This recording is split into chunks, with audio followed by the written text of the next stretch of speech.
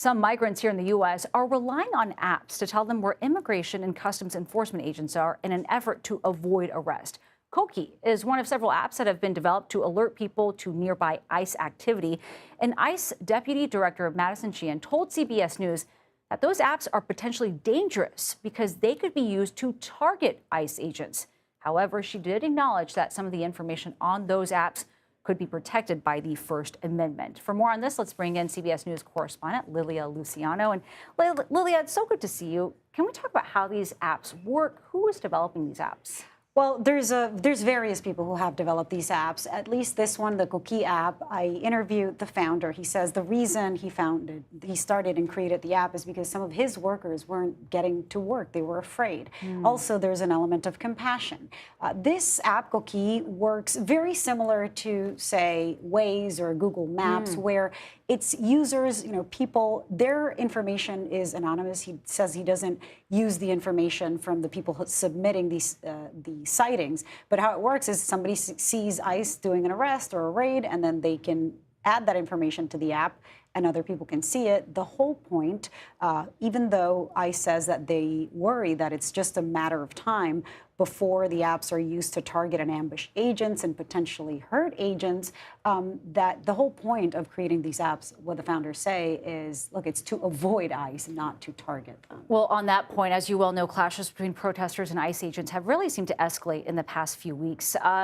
Is this what immigration officials are worried about with the growing popularity of these types of apps? That's exactly what they say they're worried about. In fact, they've put out some data. I asked ICE specifically because they came out with some report saying that, there was first a 500% increase, then now they said 700% increase.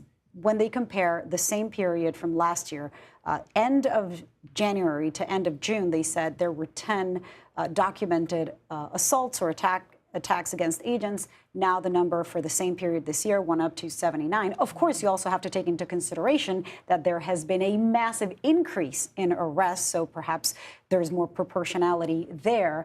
But I think, a lot of people are wondering, are there attacks because people are in fear, because they feel intimidated? There has been a massive issue and concern in many communities over the masking of agents. So I asked the deputy director that question as well. This is what she said. There is huge concern that ICE could turn into a sort of secret police where agents are masked without showing their badges. People don't know who these people who are grabbing people off the streets are.